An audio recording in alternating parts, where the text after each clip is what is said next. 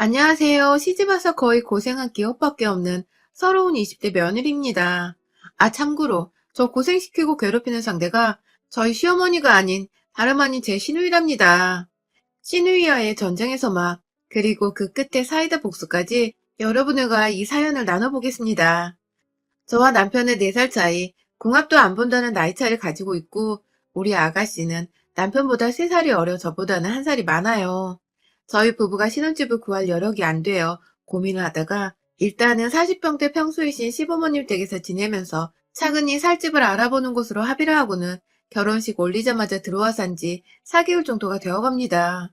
저야 뭐 넓은 집에서 시부모님이 워낙 제게 일 한번 안 시키려고 살뜰히 챙겨주기도 하시고 젊은 나이에 직구해서 독립부터 하고 싶을 텐데 돈 아낀다고 시댁에 들어와 산다는 게 두고두고 미안하셨는지 정말 저한테 잘해주셨어요. 사실 저희 집이나 친정이나 서울 한복판에 아파트 한 채 정도는 있었으나 그것 말고는 재산이라고 할 것이 정말 없어서 겉보기에만 빛 좋은 개살구 같은 꼴이었는데 그래서 저는 저희 부모님 생각이 나서 시부모님께도 그냥 직구하는데 부담 가지지 말고 저희가 합가하겠다고 먼저 말씀을 드린 거였거든요. 한번 제게 빚을 졌다고 생각을 하시는 건지 유독 막내딸처럼 잘 챙겨주셨고 저희 부부가 둘 다 맞벌이라서 아침 시간이 꽤나 정신없이 흘러가는 편인데 늘 한켠에서 괜찮다는데도 아침밥을 차려주시면서 든든히 밥을 먹고 가기도 해주셨어요. 퇴근하고 오면 제가 뭐 하나 손댈 것 없이 어머니께서 하루 종일 집안 청소를 해놓으시느라 빨래부터 개놓은 것들까지 말끔히 정리가 되어 있었고 저녁까지 이미 차려놓고 계시는 중이어서 저는 손끝 하나 댈 것이 없었습니다. 그마저도 너무 죄송스러워서 남편이랑 번갈아 가며 저녁 먹은 후엔 설거지를 하고 또 주말이면 둘이서 합심하고 하루 종일 밥하며 정말 즐겁게도 신혼을 보내면서 시부모님과 살고 있었습니다. 사실 제가 친정 부모님께 용돈을 드리고 있는 만큼 남편도 시부모님께 용돈을 드리고 있는 걸로 알고 있어요. 돈을 주니 시부모님께서도 고마워하며 더 저희 부부를 챙겨주시는 것도 같았고요. 뭐 이래나 저래나 저한테 시집살이 한번 안 하고 딸처럼 귀하게 여겨주시니 저도 그저 감사드렸죠. 그런데 문제는 이렇게 너무나도 트러블 하나 없이 잘 지내는 내 식구에 시누이만 끼면 꼭 분위기가 180도로 변한다는 것이었습니다. 함께 사니까 아가씨랑도 매일같이 마주칠 수밖에 없었는데요. 굳이 한 집안에서 얼굴을 자꾸 붉히고 싶은 건지 우리 아가씨는 저를 볼 때마다 왜인지 으르렁거리지 못해서 안달난 늑대 새끼 같았습니다. 처음부터 사실 잘 맞았던 건 아니었어요. 제가 이 집안에 들어와 사는 데에도 가장 거슬리고 걱정이 되었던 게 사실 아가씨이기도 했었는데요. 시어머니께서 호칭 정리를 확실하게 해주셔서 아가씨랑 제가 서로 맞존대를 쓰도록 시키셨어요. 상견례 자리에서 부모님 따라 나온 아가씨도 처음 봤었는데 시부모님이 나이 때문에 위아래 꼬이는 건 두고두고 불편한 거라면서 확실하게 시키셨고 그래서 저나 저희 부모님도 모두 굉장히 만족을 했죠. 제 입장에서는 나이가 어린데 나이 많은 아가씨한테 말을 놓는 게 불편하기도 했었고 차라리 서로 맞존대를 하며 존중을 하면 훨 편하기도 했죠. 그런데 그 자리에서 아가씨는 저희 부모님이 계신데도 불구하고 내가 왜 맞존대를 해야 해? 나보다 어린애한테? 하며 시누이짓을 했고 그 바람에 시부모님이나 저희 남편이나 딸 교육 똑바로 못 시켰다며 얼굴을 붉히셨고 저희 부모님과 저는 저희대로 만만치 않은 시누이가 그 집에 있구나 싶어 속으로 얼마나 걱정했는지 몰라요. 저희 엄마는 시누이 하나만 보면 이 결혼 절대 시킬 수가 없다며 잘 지낼 자신이 정말 있냐고 누누이 결혼 날짜를 잡아놓고도 저한테 결혼을 정말 해야겠냐고 불안한 마음에 닥달을 하셨고 저는 그때마다 이 결혼 자신 있다고 했죠.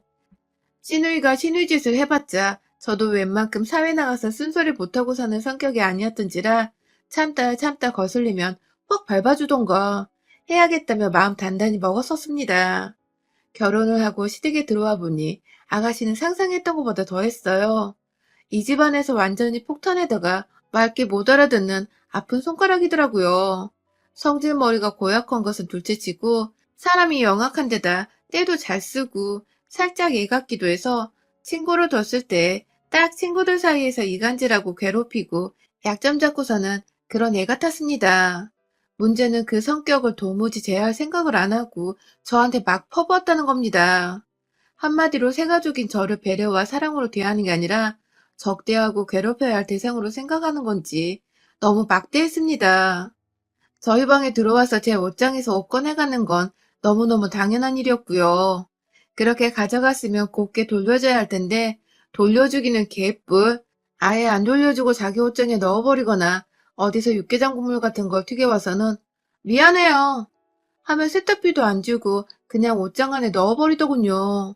이런 것도 한두 번이야지. 매번 이러니 제가 회사에 입고 갈 옷이 점점 사라지는 기분이었고, 저도 그간 여동생이랑 살면서 옷 입는 것에 정말 민감했었는데, 홧김에 가족들 다 같이 밥 먹는 자리에서 아가씨를 향해 앞으로 내 옷 입지 말아요. 난 애초에 빌려준다 한 적도 없고, 빌려가서 더럽힐 거면 앞으로 세탁비도 같이 받을게요. 라고 말을 했어요. 그러자 신우이는 민망했던지, 누가 앞으로 입는데? 하며 반말을 찍 했고 반말하지 말라고 쓱 하며 쳐다보는 시어머니한테 눈치를 보더니 이내 방 안으로 밥 먹다 말고 들어가 버렸어요. 분명 방으로 들어가면서 재수 없어 진짜 라고도 말을 했고요. 그 말을 함께 들은 시부모님과 남편은 또다시 덩달아 미안하고 민망했던지 입을 꾹 다무시며 밥만 드셨고 저는 저대로 부모란 사람들이 가만히 있으니까 더는 뭐라 하지 않고 넘어갔습니다. 사실 신우이가 저를 막대하는 데 이유가 있었어요. 제가 우연히 남편이 야근하던 날 혼자 먼저 집에 와서는 씻고 방 안에 들어와 좀 쉬려고 하다가 바로 옆방에서 신우이가 시어머니랑 나누는 대화를 들었거든요.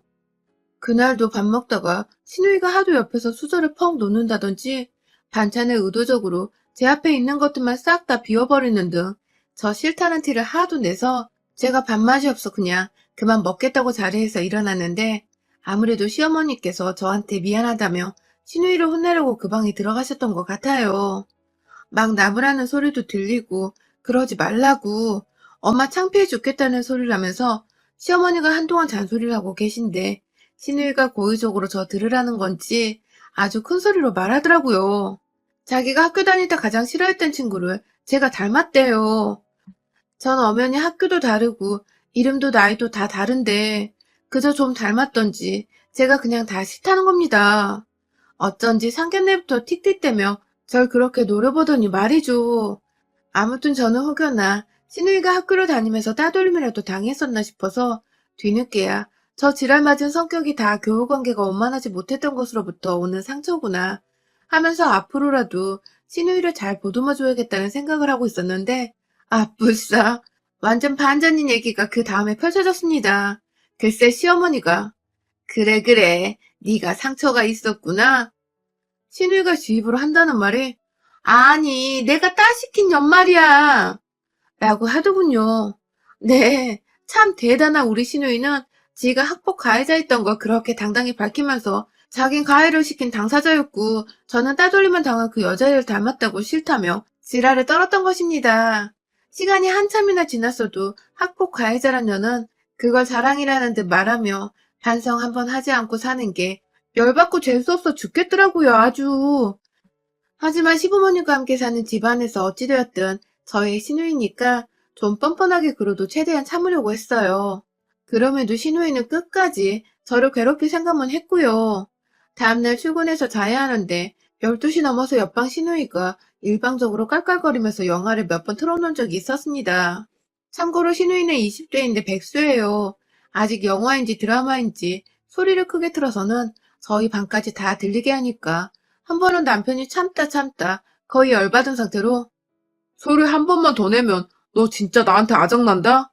하며 방 가서 겁을 준 적이 있었는데요. 그러자 신우이는 며칠 잠잠하더니 하루는 정말 괴상한 여자의 비명소리가 자꾸만 들리는 공포영화를 보면서 또 소리를 크게 틀어놔서 저희 부부가 새벽에 잠에서 깨버린 겁니다.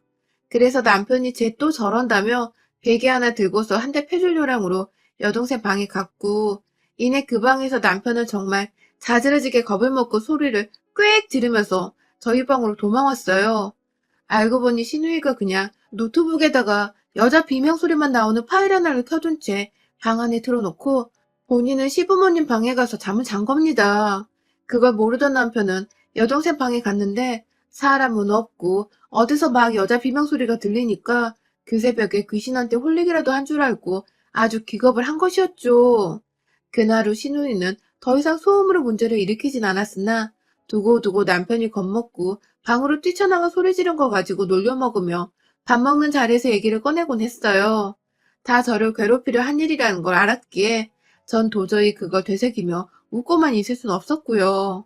퇴근하는 길에 집에 치약이 떨어졌다고 해서 마트에 들렸다가 가면 치약 새고가 몇 통이나 더 있고 계란이 떨어졌다고 전화가 와서 또 계란을 사서 마트에 갔다가 집에 가면 냉장고 안에 계란이 한가득이고 쌀 떨어졌다고 해서 퇴근길에 남편한테 도움을 요청해 마트에서 함께 만날 쌀을 들고 집에 가면 쌀통에는 쌀이 또 제법 채워져 있고 그날은 아가씨도 저희 남편한테 머리통 한 대 쥐어 쳐맞고는 또 한동안은 잠잠했었는데 잠잠하다가 보면 저한테 전화를 해서 뭘 시키고 사오라고 해놓고는 무용지물로 만드는 그런 일들이 반복이 되었습니다.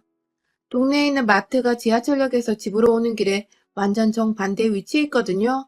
그래서 마트에 가려면 거기까지 갔다가 다시 지하철역을 거쳐서 집으로 돌아가야 했고요. 제법 먼 거리라 퇴근하고 집에 가는 길에 피곤한 저로서는 그게 두고두고 열이 받는 대목이었는데 아가씨는 그런 노동을 지속적으로 반복시키면서 저를 의도적으로 괴롭히려 했어요. 평소 자기 돈을 안 내려고 배달 음식을 먹고 싶다며 퇴근도 안 한 저한테 연락이 와서는 집으로 배달 음식을 시켜달라고 부탁한 적도 몇 번 있었고요. 저는 그럼 또 집에 가서 내내 봐야 하는 사람인데 문제 일으키기 싫다면서 웬만한 요구들은 다 들어주곤 했었고요. 그러다 얼마 전 눈이 펑펑 내렸던 그 한파 속의 날 시누이는 절 또다시 부려먹었습니다. 이번에는 눈이 내려서 앞도 안 보이는 상황이었는데 퇴근길 내내 어디냐고 연락이 오더니 제가 아파트 입구라고 문자를 보내자마자 전화가 와서는 언니, 나 지하철역 바로 옆에 있는 그 포장마차 집에서 떡볶이 먹고 싶어요. 하면서 말을 하더라고요. 내내 저한테 어디냐고 물어봤으면서 방금 제가 지하철역 지났을 때 아무 말도 안 하더니 아파트 입구 도착하자마자 한다는 소리가 진짜 순간 살인 충동도 느꼈는데 겨우겨우 참아가며 제가 다음에 사주면 안 될까요? 오늘 눈이 너무 많이 와서 라고 말을 했지만 시누이는 시어머니도 먹고 싶어 하신다는 말을 하며 저에게 다시 한번 강요를 했고 결국 저는 운동한다 생각을 하자는 마음으로 도로 지하철역을 가서 떡볶이를 사왔습니다. 운동하자는 마음이었으나 스트레스로 열이 뻗쳐서 떡볶이만 산 게 아니라 옆에 순대랑 오뎅 5개까지 가족 수대를 포장을 했어요. 집으로 가는 길에 제 오른손은 완전히 얼었어요.